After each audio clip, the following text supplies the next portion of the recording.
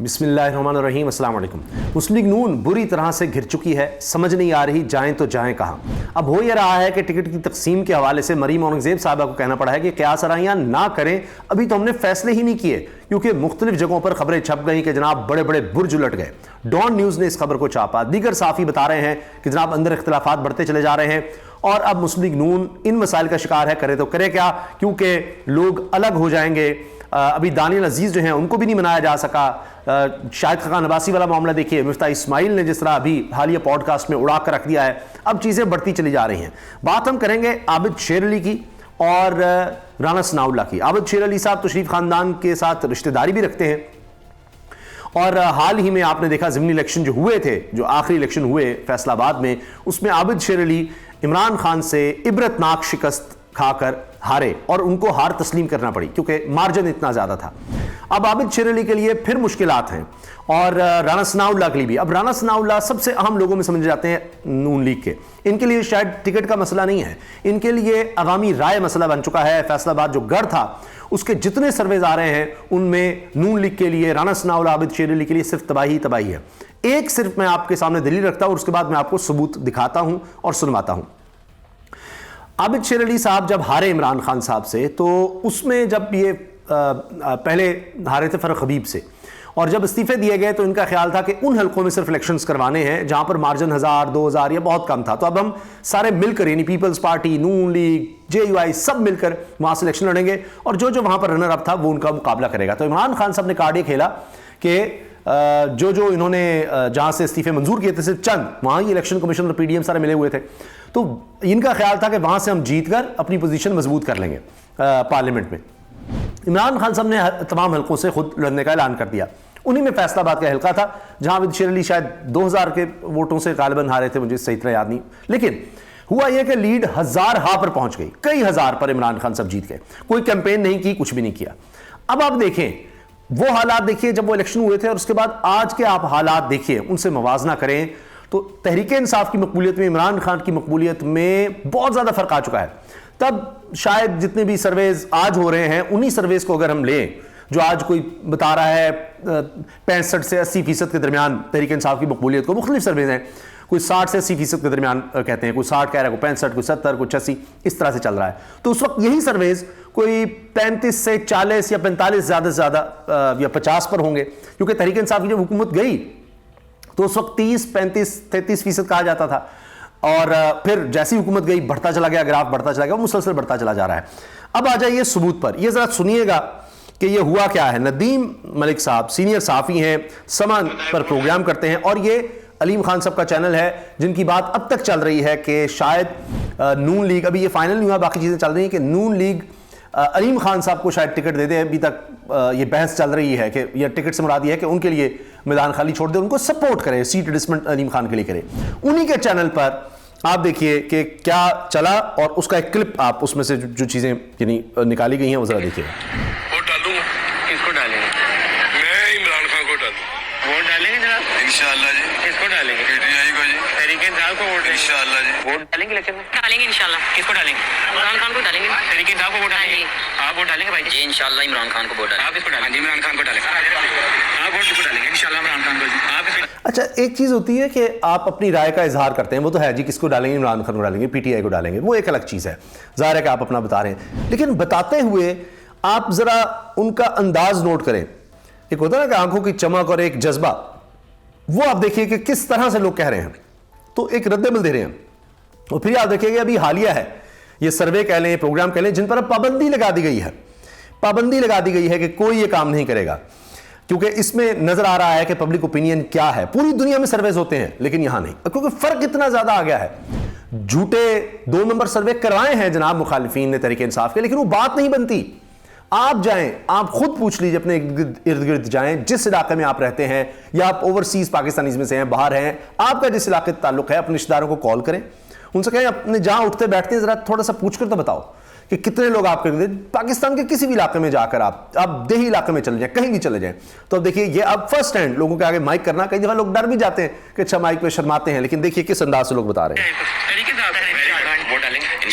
ये फैसलाबाद है, फैसलाबाद जिसको कहते हैं राना सनाउल्लाह साहब, जहां सारी ब्यूरोक्रेसी, सारे जनाब लोग, हर चीज कि वो मालिक समझे जाते हैं, नून लीग मालिक समझी जाती थी कि जनाब यहाँ कुछ नहीं हो सकता, यहाँ इलेक्टेबल्स और हर चीज़ उनके कंट्रोल में है। अभी आप देखें यहाँ से भी पकड़ दकड़ बड़ी हुई, कागजात नामजदगी यहाँ से भी छीने गए, नाअहलियाँ यहाँ से भी हुई हैं फैसलाबाद से। तो ये वो हल्के हैं जहां उन्होंने कोशिश की है कि जिस तरह है ना, एक बड़ा टेक्निकल भी गेम खेली है कि जनाब वो तहरीक इंसाफ के कितने रिजेक्ट हुए और ज्यादा एक्सेप्ट हो गए, भी 2 नंबरी की जा रही है।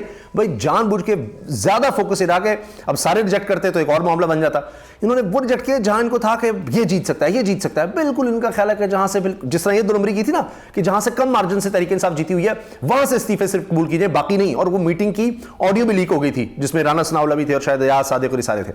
इसी तरह से इन्होंने ये किया कि जहां पर इनका ख्याल है ना वहां हम आसानी से जीत सकते हैं या कम मुश्किल होगा, जहां ज्यादा मुश्किल होगी उनके तो कागजात नामजदगी नामंजूर करवाएं, उनके लिए मुश्किलात उनको उठाएं। अभी आपने देखा मुल्तान से एक नौजवान को गिरफ्तार करवा दिया गया है क्योंकि उसकी यकीनी जीत थी एमएनए की, साबिक एमएनए की।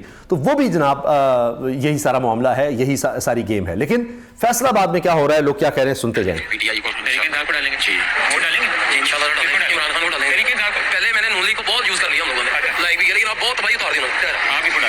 नून लीग ने तबाही उतार दिया, अब नहीं।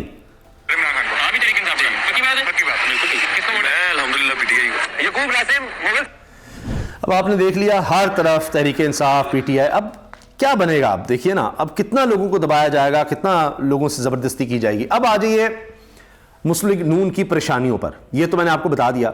अब एक मसला यह है कि मुस्लिम लीग नून को टिकटों की तकसीम में मुश्किलात इस तरह से हैं, ये बशीर चौधरी साहब ने बड़ा अच्छा इस पर तजिया किया कि एक तरफ पार्टी के वो साबिक टिकट होल्डर्स हैं और साबिक अरकान असम्बली हैं जिन्होंने मुश्किल वक्त में पार्टी का साथ दिया, दूसरी तरफ वो लोटे हैं जो मुख्तलिफ पार्टियों से नून लीग में भिजवाए गए हैं, तीसरी तरफ अदम एतमाद के वक्त पीडीएम के साथ देने वाले पीटीआई के साबिक अरकान असम्बली हैं, लोटे हैं। ऊपर से फित्री इत्तेहादियों के साथ सीट एडजस्टमेंट के अलग रौले हैं, यानी एमक्यूएम हो गई, चाहे बाप पार्टी कहें या आईपीपी खास तौर पर या काफ लीग खास तौर पर। फिर रावलपिंडी इस्लामाबाद के मखसूस मकामात से पर्चियां भी दर्द सर बनी हुई हैं। अब नून लीग बेचारी क्या करे, 4 तरफ से घिर गई है और अवामी सपोर्ट है नहीं, तो करेंगे क्या? अपने लोग भी नाराज हो जाएंगे, आजाद खड़े हो जाएंगे। और ये हो चुका है।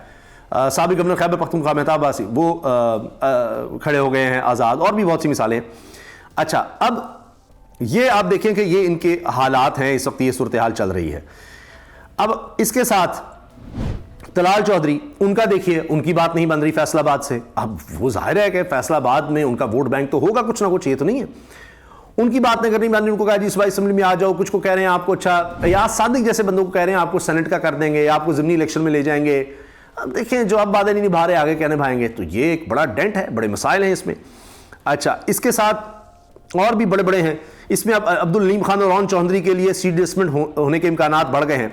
अब ओन चौधरी के बारे में आप देखिए लोग क्या कहते हैं जी, वो बस यही था कि इमरान खान साहब के पीछे पीछे जनाब टिश्यू पकड़ लो, ये कर लो वो कर लो। आज ओन चौधरी का ये हाल हो गया है कि नून लीग जो है उसके लिए लाजिम हो गया है कि अगर आगे बढ़ना है, अगर सहूलतकारी मजीद लेनी है, तो फिर आपको ओन चौधरी को भी टिकट देना होगा। ये आप ये कहें कि उसको सीट एडजस्टमेंट करनी पड़ेगी, उसको सपोर्ट करना पड़ेगा, ये हाल हो गया है। और जब इनको देंगे तो इनके अपने कारकुन बददिल हो चुके होंगे, अपने लीडर के मुश्किल में हमने साथ दिया, आज ये लोटे सारे आप इकट्ठे कर रहे हैं, जो दूसरी जगह पर थे उनको कर रहे हैं, किसी कहने पर कर रहे हैं, उनको पार्टी के सबको वजूद नहीं, और नहीं करते अगर तो फिर फारिग होते हैं। और कितनों को करेंगे? नवाज शरीफ साहब अब भी बज़िद हैं कि 2-4 तक बात बन जाए, लेकिन इस्तेकाम पाकिस्तान पार्टी 18 में जमा करा चुकी है। अभी देखिए आगे आगे क्या होता है। अच्छा, दूसरी तरफ जनाब इंसदाद दहशतगर्दी अदालत ने लीगी रहनुमा आबिद शेर अली के वारंट गिरफ्तारी जारी कर दी है। आबिद शेर अली के खिलाफ एसपी ऑफिस को आग लगाने और पुलिस एहलकार को धमकाने की दरखास्त दायर की गई थी। अच्छा, और देखें तहरीक इंसाफ क्या कर रही है। बानी पीटीआई ने जेयूआई शिरानी ग्रुप के साथ इलाक की मंजूरी दी। मैंने इस पर एक्स पर पोस्ट किया है, ट्वीट किया है, और इस पर जनाब हमारे पास बल्ला होगा नहीं तो 2 से 3 निशान मौजूद हैं। शरीफ मरवत ने कहा नवाज शरीफ का केस तो लग गया, खान साहब का केस नहीं लगा रहे। चीफ जस्टिस की अदालत से इंसाफ के लिए मायूस हो चुके हैं, हमारे वकला का तमस्खुर बंद किया जाए। शरीफ मरवत जो बड़ी तनकीद की उन्होंने काजी फाई साहब पर।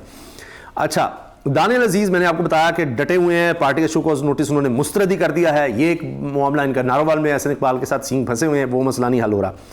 आमिर बदीन साहब कहते हैं इतना बड़ा सरदार साबिक स्पीकर रोक दिया गया है रेलू कट्टा बनाकर, कभी इसको दूर तो कभी इसको दबा, ठीक है जी, कभी कोई किधर नवाज शरीफ के लिए ऑर्डर आ गया, अलीम खान और चौधरी के लिए गुंजाइश निकालें, ये दिन भी आना था, क्या क्या बातें नहीं करते थे मियाँ साहब, कितने गया इनकलाब, वोट की इज्जत, ओन चौधरी, हाँ खान तो जनाब ये हो। अब इस सारे माहौल पर जनाब मैं बात बड़े दिनों से आपको बताना चाह रहा था। मजहर अब्बास साहब ने कहा है, लगता कुछ यूं है कि नया प्रोजेक्ट तैयार नहीं हो पा रहा, तो उबूरी दौर के लिए पुराने प्रोजेक्ट को ही आजमाने की तैयारी आखिरी मरहलों में है। ये ना हो पाया तो कहीं फैक्ट्री को सील ना करना पड़ जाए। समझने वालों के लिए बड़ी बात है। ये है जी वो नौजवान तहरीक इंसाफ के रहनुमा शब्बीर अली कुरैशी, इनके वकील के चैम्बर के दरवाजे तोड़कर इनको गिरफ्तार किया गया। 25 के करीब पुलिस की गाड़ियां मौके पर मौजूद थीं। फिलहाल किसी को इल्म नहीं कि इन्हें कहां और किस मुकदमे में गिरफ्तार किया गया, क्योंकि वो पहले ही अपने खिलाफ दर्ज 2 मुकदमात में जमानत हासिल कर चुके थे। इनकी अहलिया, इनके बच्चे रो रहे हैं, परेशान हैं। और आप ये देखें कि इनको बुलाया गया, ये आया और उसके बाद ये काम कर दिया गया। अब इनकी जीत कहा जाता था, यकीनी है, इस वजह से इनको जनाब इस तरह से गिरफ्तार किया गया। और 25 गाड़ियां आप सोचिए, फिर कहते हैं जी पुलिस की तादाद कम है। 25 गाड़ियां, तो आपने गाड़ियां भेजी एक बंदे को लापता करने के लिए, उठाने के लिए। कहां ले गए हैं, बुनियादी हक है कि बताया तो जाए कौन सा मुकदमा है, कहां लेकर गए हैं, नहीं, लापता कर दो, उठा लो, गायब कर दो। ये इस मुल्क में हाल कर दिया इन्होंने, और इसको एक नॉर्म बनाना चाह रहे हैं। फिर बलूचिस्तान के साबिक एमएनए याकूब जिंजो का नून लीग की टिकट लेने से इनकार। उन्होंने सागडार साहब जो कमेटी कह जी टिकट अलॉट करेंगे, उन्होंने बलूचिस्तान में, ये मान रही हैं मरीम मुनसिफ साहबा के, हाँ जी हमने बलूचिस्तान में टिकट अलॉट कर दिए हैं। और भाई आपके टिकट वापस कर रहे हैं, वो मुंह पर मार रहे हैं, ये लें, नहीं चाहिए। ये हाल हो रहा है। वर्ल्ड टाइम्स जनाब इन्होंने कहा है कि और इनको बड़े बड़े अहम सहाफ़ी जो हैं वो फॉलो कर रहे हैं, और इनका कहना यह है कि world times conducted a Twitter poll on the upcoming general elections in Pakistan, revealing a decisive outcome with 96% of 91,401 respondents expressing confidence in PTI's Imran Khan. अब आप अंदाजा, ये मैंने आपको ना सर्वेज मुख्तलिफ और ये सब, तो अब आप ये देखें जो ऑन ग्राउंड और जिस तरह से लिए जाते हैं सर्वे वो हैं। जब कहते नहीं सोशल मीडिया, हाँ उधर और भी ज़्यादा पॉपुलैरिटी है, 96% वो कह रहे हैं, और बड़ा इसमें पार्टिसिपेशन बहुत ज़्यादा है। 91,401 लोगों ने जनाब रिस्पॉन्ड किया। PML Nawaz Sharif secured 2%, Peoples Party Asif Zardari 1%। अब आप ये इससे अंदाज़ा लगा लें, और अदर्स जो हैं जी वो भी 1% पे हैं। तो क्या हाल है, तो इसीलिए जनाब बहुत जोर लगाना पड़ रहा है, बहुत जोर लगाना पड़ रहा है, बात फिर नहीं बन रही। सुनो टीवी कह रहा है जी मुस्लिम लीग नून ने बड़े सियासी बुर्ज उल्टा दिए, यानी अपने बड़े बड़ों को वो टिकट नहीं दे रहे। टिकटों की तकसीम, मुस्लिम लीग नून ने लाहौर से अपने ही बड़े बड़े बुर्ज उल्टा दिए, डॉन न्यूज़। अच्छा, इसके साथ जनाब अब मैं आपके सामने ये चीज़ पढ़ देता हूँ, ये खबर ज़रा गौर से सुनिएगा। टिकटों की तकसीम, मुस्लिम लीग नून ने लाहौर से अपने ही बड़े बड़े बुर्ज उल्टा दिए। पाकिस्तान मुस्लिम लीग नून ने टिकटों की तकसीम में लाहौर से अपने ही बड़े बड़े सियासी बुर्ज उलटते हुए सरदार एयाज सादिक समेत मजीद अहम रहनुमाओं को पार्टी टिकट न देने का फैसला किया है। डॉन न्यूज़ के मुताबिक बावसूख ज़राए ने बताया कि लाहौर से कौमी असम्बली की 14 में से 12 नशिस्तों पर उम्मीदवारों के नामों को शॉर्टलिस्ट कर लिया गया है, जबकि N117 में इस्तेहकाम पाकिस्तान पार्टी के साथ मुमकिन सीट एडजस्टमेंट की वजह से उम्मीदवार शॉर्टलिस्ट नहीं किए गए। ज़राए के मुताबिक सरदार एयाज सादिक, राना मशहूद, मियाँ मरगूब अहमद और राना मुबशिर कौमी असम्बली की टिकटों से महरूम हो गए। इसके अलावा अली परवेज़ मलिक, सरदार नसीर भुट्टा और वहीद आलम खान भी पार्टी क़यादत को कायल करने में नाकाम रहे। मुस्लिम लीग नून ने सरदार एयाज सादिक और राना मुबशिर को ज़िमनी इंतखाबात में टिकट देने का फैसला किया है, जबकि साबिक स्पीकर कौमी असम्बली एयाज सादिक को सेनेट के टिकट की भी पेशकश की जाने का इम्कान है। ज़राए ने बताया कि N117 से इस्तेहकाम पाकिस्तान पार्टी के अलीम खान, मुस्लिम लीग नून के मलिक रियाज में से किसी एक उम्मीदवार का फैसला होगा, जबकि N118 से हमजा शहबाज का नाम शॉर्टलिस्ट किया गया। खानदान में से किसी को नहीं छोड़ा गया, वैसे बाकियों की कुर्बानी चल रही है। इसी तरह N119 से मरीम नवाज, हल्का N120 से सुहेल शौकत भट्ट और हल्का N121 से शेख रुहैल असगर को पार्टी टिकट दिए जाने का कब भी इम्कान है। इसी तरह क्योंकि शेख रुहैल असगर ने कह दिया था, ज़राए से खबर रही कि जी मैं फिर इंडिपेंडेंटली लड़ूंगा। इसी तरह कौमी असम्बली की नशिस्त N122 से ख्वाजा साद रफीक, N123 से शहबाज शरीफ, N128 से हाफिज नुमान और N129 से महर इश्तियाक को मुस्लिम लीग नून के टिकट देने का फैसला किया। कौमी असम्बली के हल्का N124 में इस्तेहकाम पाकिस्तान पार्टी के ओन चौधरी और मुस्लिम लीग नून के राना मुबशिर इकबाल में मुकाबला है, जबकि N127 से अता तारड़ मुस्लिम लीग नून के मुमकिन उम्मीदवार हो सकते हैं। मुस्लिम लीग नून के कायद नवाज शरीफ लाहौर में मुमकिन तौर पर अपने आबाई हल्के N130 से हिस्सा लेंगे। मुस्लिम लीग नून आइंदा चंद रोज में लाहौर के बाकी दोनों हल्कों N117 और N124 से उम्मीदवारों का हतमी फैसला करेगी। मैं अभी बता दूं कि अगर मिसाल के तौर पर अता तारड़ साहब को बिल जाता ना ये 127 का, तो इनके वर्कर्स ने या दीगर लीडरशिप बिल्कुल पसंद नहीं करती। लाहौर की लीडरशिप जो है कि जी बाहर से आके अता तारड़ जो है ना वो यहाँ से विकेट ले जाए, ये टिकट ले जाए, तो ये बिल्कुल पसंद नहीं किया जा रहा उनकी तरफ से। ये मैं आपको पक्की खबर दे रहा हूँ। अच्छा इसके साथ जनाब आप ये देखें कि इत्तेज़ाज़ साहब ये कह रहे हैं कि जो कुछ ये किया जा रहा है ना, जो कुछ ये किया जा रहा है, इसमें सब कमज़ोर हो रहे हैं। उन्होंने ये GNN पर कहा कि इस सारे अमल में सिर्फ बानी चेयरमैन तहरीक इंसाफ मजबूत हो रहे हैं, बाकी सब कमज़ोर होते जा रहे हैं। ये जो कुछ इस वक्त किया जा रहा है, जो माहौल जो भी आप कर रहे हैं। फिर जनाब तारिक अजीज़ साहब सीनियर सहाफ़ी हैं और ये जनाब न्यू न्यूज़ रिपोर्टर हैं, पोलिटिकल एनालिस्ट हैं और नून लीग के हवाले से बड़े मुस्तनद समझ जाते हैं सहाफ़ी के ख़बरें देने में। उनकी इनको बड़ा वाज़े इनको अंदर की खबरें होती हैं। कहते हैं जी मरीम नवाज़ 21 अक्टूबर को नवाज़ शरीफ की लंदन वापसी पर इस्तकबाल में खातिर खा हिस्सा ना डालने वालों को टिकट ना देने के मौके पर कायम। लाहौर के 8 से 10 साबिक़ MPs के टिकट ख़तरे में, एक मौसर ग्रुप इन्हें टिकट दिलवाने के लिए मुतहर्रिक। ठीक है जी, वो अपना गुस्सा निकाल रही हैं। तो लड़ाइयाँ बहुत सी चल रही हैं। फिर इत्तेज़ाज़ साहब ये कह चुके हैं, इत्तेज़ाज़ हसन साहब के जनाब जिस तरह से ये हुकूमत बनाने की कोशिश कर रहे हैं, ये नून लीग को धक्का लगाकर और सारा कुछ करके, जो उसमें ज़ाहिर है बाकी जमातें फिर साथ मिलाने की कोशिश है, जिसमें पीपल्स पार्टी भी सारा सेटअप, और ये जो लोग अंदर की यानी खबर रखते हैं, जिनको आगे TV पर लाया जाता है, और जो बताने वाले और इस तरह जिनको किसी न किसी तरह पुश करना है, उनमें जो लोग हैं वो बड़ा वाज़ेह कहते हैं जी नेशनल गवर्नमेंट, जी नेशनल गवर्नमेंट, बिल्कुल हालात से निकल नेशनल, यानी वही PDM और सारा कुछ। तो जनाब इत्तेज़ाज़ साहब कह रहे हैं कि ऐसी गवर्नमेंट 3 महीने चलेगी, ज़्यादा से ज़्यादा 6 माह, 3 से 6 माह बस। तो जिसको गवर्नमेंट को लोगों की सपोर्ट नहीं होगी वो नहीं चल सकती। जिस तरह आप अपनी निगरान हुकूमत को खींच रहे हैं ना, ये और बात है, ये ज़रा और मसला है। जब जिस गवर्नमेंट को पब्लिक सपोर्ट बिल्कुल नहीं होगी, आप देखेंगे वो गवर्नमेंट चीज़ें संभाल नहीं सकेगी, वो क्राइसिस को नहीं संभाल सकेगी, वो मईशत को ठीक नहीं कर सकेगी, क्योंकि लोग उसको सपोर्ट नहीं कर रहे होंगे। वो समझ रहे होंगे कि ये हमारा नहीं है, तो उसको रिएक्शन वो देंगे कि हमारा इनसे क्या लेना देना, हम तो उनको चाहते नहीं थे। तो वो मामला चल ही नहीं सकेंगे जितना मर्जी जोर लगा लिया जाए। तो ये इत्तेज़ाज़ साहब की प्रेडिक्शन है। और वो कह रहे हैं कि देखें ना, जो इंसानी हकूक़ के मामलात हैं, लोगों के मामलात हैं, जो इस वक्त इलेक्शन के लिए मामलात हैं, उसको तो जनाब पीछे डाला हुआ है।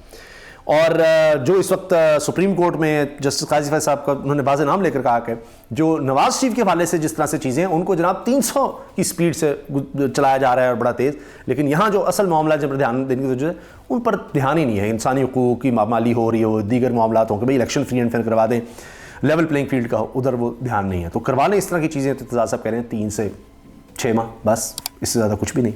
और मसाइल तो अभी देखिए, बाद में कैसे इनको जोड़ कर रखेंगे। अपनी राय का 1000 कमेंट सेक्शन में ज़रूर कीजिएगा। अल्लाह हाफ़िज़।